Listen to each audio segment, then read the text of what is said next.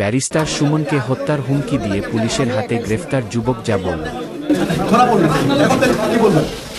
আমি তো একাই ছিলাম, জাস্ট এটা সত্যটা যেটা সত্য এটাই। আমি তো আর অন্য কাউকে আন্তর্জাতিক দোষারোপ করতে পারি। মানে তুমি কি শুধু টাকার জন্য এই কাজটা জি, আমি এই টাকার জন্য এই কাজটা করি। বুঝতে পারছেন? এবার তো আপনারা জেনে থাকেন যে বিগত 28 তারিখের দিকে আমাদের যে মাননীয় সংসদ সদস্য ব্যারিস্টার সাইদুল হক সুমন সাহেব ওনাকে একটা মেসেজ দিয়েছিল যে আমাদের ওসি চুনারুঘাটের মাধ্যমে যে আমি একটা তথ্য দিতে চাচ্ছি, যে তথ্যটা অত্যন্ত গুরুত্বপূর্ণ আমাদের সংসদ সদস্যের জন্য।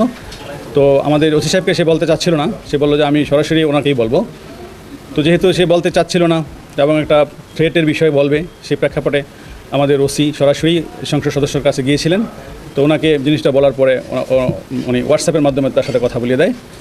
তো আমাদের মাননীয় সংসদ সদস্য ওনার পরিচয় জানতে চায়, বাট সে পরিচয় বলেনি, পরিচয় দিতেও চায়নি। তো আমরা যেটা ইনভেস্টিগেশনে, প্রাথমিক ইনভেস্টিগেশনে যেটা পেয়েছি, সেই মূলত আসলে গেমলার, অনলাইন গেমলার ছিল এবং গেম খেলে, প্লাস সে হলো বিদেশে টাকা পাঠানো, বিদেশে লোক পাঠানোর নামে প্রতারণা করে, টাকা আদায় করে মানুষের কাছ থেকে, লোক পাঠাতে পারে না। এবং সে কিন্তু ব্যক্তিগত জীবনে 2 বিয়ে করেছে।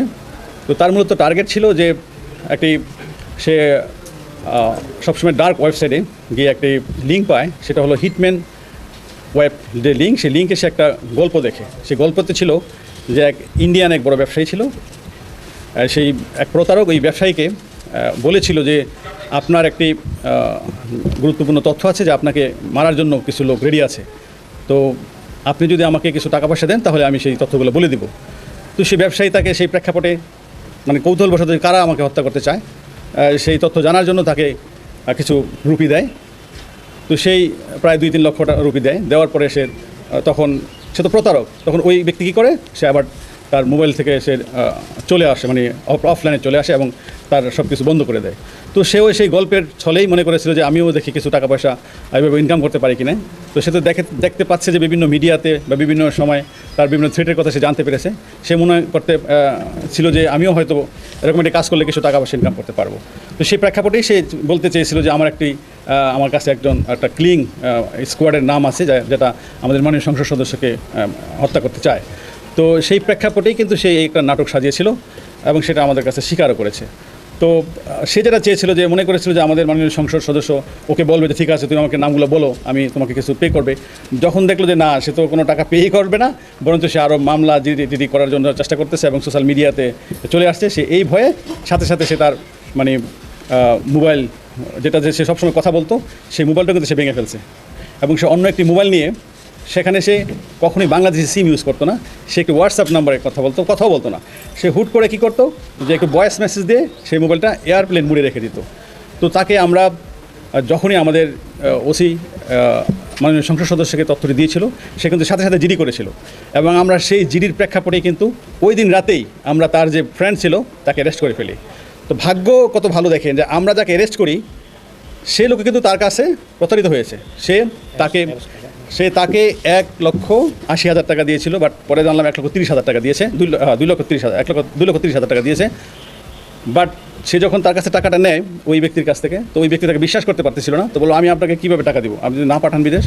তখন সে বিরক্ত হয়ে তার যে পার্সোনাল পাসপোর্ট, সে পাসপোর্ট দিয়ে বলছে ঠিক আছে আপনার মতো পাসপোর্টটাই রাখেন, কারণ তার টাকার প্রয়োজন ছিল প্রচুর। সে পাসপোর্ট দিয়ে তার কাছে টাকাটা নিয়ে নেয়। তো আমরা তাকে যে তার বন্ধু, তাকে মূলত তাকে ধরার জন্যই। তো ভাগ্য বলে আমরা তার কাছে কিন্তু ওই দিনই পাসপোর্টটা পেয়ে যাই এবং পাসপোর্টে যে এনআইডি ছিল, আমরা এনআইডি কপিটি বিশপ নিয়ে আমরা কিন্তু তার বহির্গমন ওই দিনই কিন্তু বন্ধ করে দিই এবং আমরা সমস্ত জায়গায় ল্যান্ড এবং সিপোর্টে আমরা চিঠি দিয়ে দিই। যার প্রেক্ষাপটে পরে আমরা তাকে ধরার জন্য বিভিন্ন জায়গায় অভিযান চালাই। আমরা প্রথমে জানতে পারি যে আমাদের সেই তথ্য প্রযুক্তির মাধ্যমে যে সে চিটাগাঙে ছিল, আমরা চিটাগাং টিম পাঠাই, পরে দেখি আবার সে ঢাকায় টিম পাঠাই। আমরা একসাথে 3টা টিম পাঠিয়েছিলাম। তো সে এতই চালাক যে সে একবার হোয়াটসঅ্যাপে ভয়েস দেওয়ার পরে আর তাকে খুঁজে পাওয়া যায় না, এক সময় তাকে এক জায়গায় দেখি। পরে তার মোবাইলে আমরা কিছু বিকাশ করার পরে সে তো অনলাইন গেমলার ছিল, সেই গেমলার তার একটা অ্যাকাউন্ট ছিল। সে কী করতো, ওই যে টাকাটা আমরা পাঠাতাম সে ওই অ্যাকাউন্টসে যোগ করে ফেলতো এবং অনলাইনে যে অটোমেটিক্যালি তার কাছ থেকে বিভিন্ন জায়গায় বিকাশের মাধ্যমে তার অ্যাকাউন্টসে টাকাটা আউট হতো। তো তাকে ট্রেসিং করা অনেক টাফ ছিল। তো যাই হোক, আমরা আমাদের সিটিটিসির সহায়তা নেই এবং সিটিটিসির সহায়তায় আমরা তাকে সর্বশেষ আমরা সিলেট মেট্রোপলিটন এলাকা থেকে গ্রেপ্তার করতে সক্ষম হই। তো এই ছিল আমাদের আভিযানিক ফলাফল। আপনারা সবাই আমাদের সাথে ছিলেন। আপনারা আপডেট নিয়েছেন এবং আমার কাছ থেকে এই ঘটনার পরে অনেকে এসেছেন যে কোনো কিছু আছে কিনা। আমি কিন্তু আপনাদেরকে বলেছিলাম যে আমরা অনেকটা সাফল্যের কাছাকাছি চলে এসেছি এবং আপনারা অচিরে একটা ভালো সংবাদ পাবেন এবং আমার বিশ্বাস যে আপনারা আমার সেই কথাটা বাস্তবায়িত হয়েছে এবং পেয়েছেন। তো সিলেট মেট্রোপলিটন এলাকা থেকে গতকাল গ্রেফতার করা হয়েছে। সময়টা রাতের, জি বিকালের দিকে আর কি। হ্যাঁ, তাকে একটা হোটেল থেকে ধরা হয়েছে। তার গ্রামের বাড়ি হলো কুলাউড়াতে, মৌলভীবাজার কুলাউড়াতে বাড়ি আর কি। আমরা আপনাকে প্রেস রিলিজ দিয়ে দিব, তার সমস্ত ডিটেলস এখানে আছে। হ্যাঁ ইয়েস, আরেকটি জিনিস আপনাদেরকে বলি, তার বিরুদ্ধে 2013 সালে রাজনগরে 2023 সালে একটি মামলা হয়েছে এবং সেই ওই মামলা অ্যারেস্ট হয়েছিল, সেটাও প্রতারণার মামলা। এবং আরেকটি মামলা এই নবীগঞ্জে হয়েছে, তার বিরুদ্ধে 2টি মামলা আছে, 2টি প্রতারণার মামলা।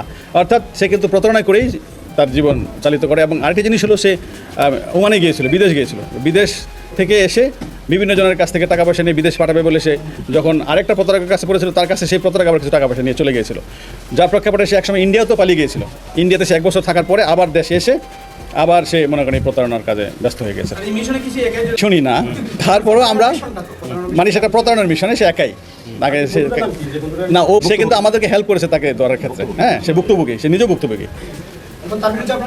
আমরা তার বিরুদ্ধে মামলা নিচ্ছি এবং আমরা তাকে রিমান্ডে আনবো। রিমান্ডে আনার পরে আরও যদি কিছু থাকে, আমরা জিনিসটা কিন্তু খুব সিনসিয়ারলি নিয়েছি।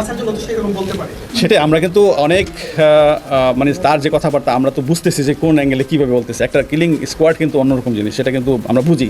তারপরে আমরা কিন্তু কোনো কিছুই মানে আমরা করতেছি না, হালকাভাবে নিচ্ছি না, আমরা গভীরভাবে তদন্ত করবো এবং তাকে আবার রিমান্ডে নিয়ে আসবো। আরও কিছু তথ্য আমরা যদি জানতে পারি আপনাদেরকে জানাবো। আমরা তদন্ত সাপেক্ষে তার বিরুদ্ধে যে সব এভিডেন্স পাই সে আলোকে একটা মামলা হবে। আমরা আপাতত জানতে পারছি কোনো হাত নেই, সে নিজেই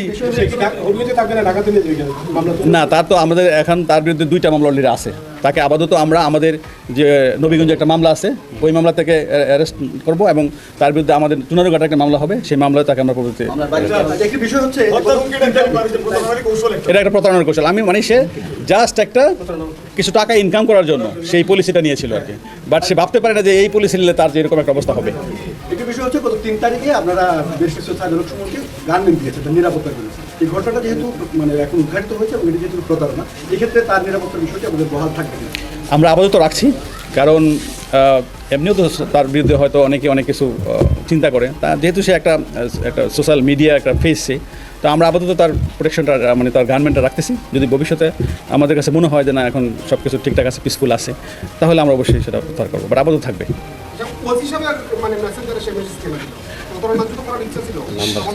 সে আমি বলি সে এমপি মহোদয়ের নাম্বার প্লাস তার পার্সোনাল যে সহকারী তার নাম্বার তার কাছে ছিল না।